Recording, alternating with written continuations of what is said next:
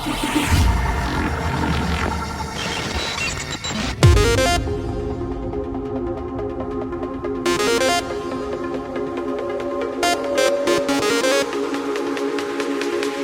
is Culprit, and you're watching Wound Up TV.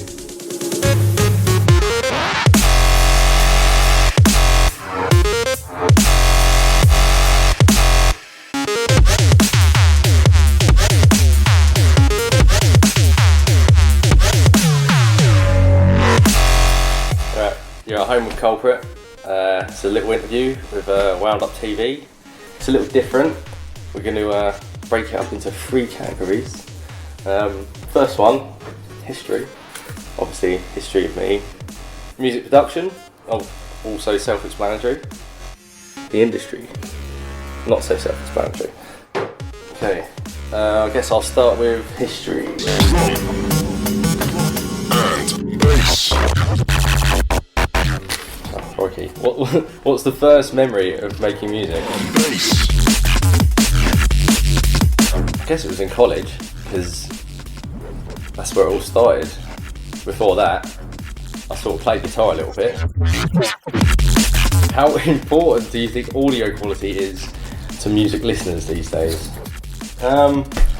Personally, I think it doesn't really matter. I mean, there's a line. Your tune obviously has to be good quality, but with MP3s and everything, I don't think people really mind too much. It's more for producers, I suppose. What's been your favourite remix so far? I suppose the No One remix. I did Osaka Sundown. It was a cool tune anyway, but I suppose, yeah, I don't know why. It's just my favourite one. It's what I'm the most proud of. Category over. Next category is music production.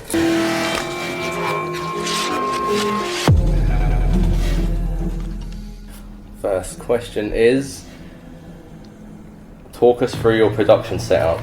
Okay.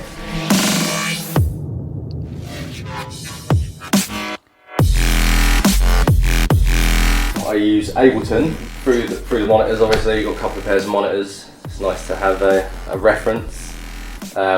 Big ones are Dynaudio BM6s, and the small ones are PMC DB1s, I believe.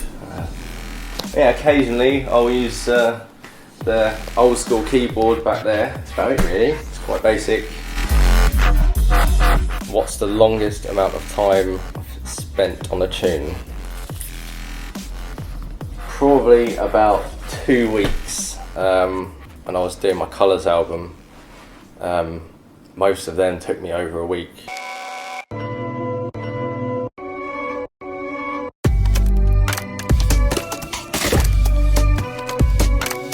But yeah, usually a tune will only take me around 4 days. What's the strangest thing you've ever sampled to make music? An apple. Yeah, or pasta. I like to sample stuff like that to build up layers in drums, percussion and things like that. But yeah, fruit and food in general, I suppose. That's it. The industry. Right, question is, we've all watched you work your way from the ground up, but can you remember that defining moment when you first thought to yourself, wow, I can really make something out of doing this? I suppose it was, yeah, literally it was quite recently actually. Just after Nightmares dropped, I suppose, the reaction from that. Put your ear to the speakers and just listen. Yeah, it was really when that dropped, I started getting a lot more attention, a lot more work from it. So I suppose, yeah, when Nightmares in Reality came out. Number 2, there seems to be a lot of copycat artists around at the moment. What are your thoughts on this? I suppose there's 2 ways to look at it. If you're a beginner and you're copying someone else's style, I suppose it's not too bad because you're just practicing and stuff. But if you're a well-known DJ that all of a sudden changes what you're doing and jumps on a bandwagon, this is sort of yeah, it's not okay. I suppose everything is somewhat copying something else because there's only 12 notes.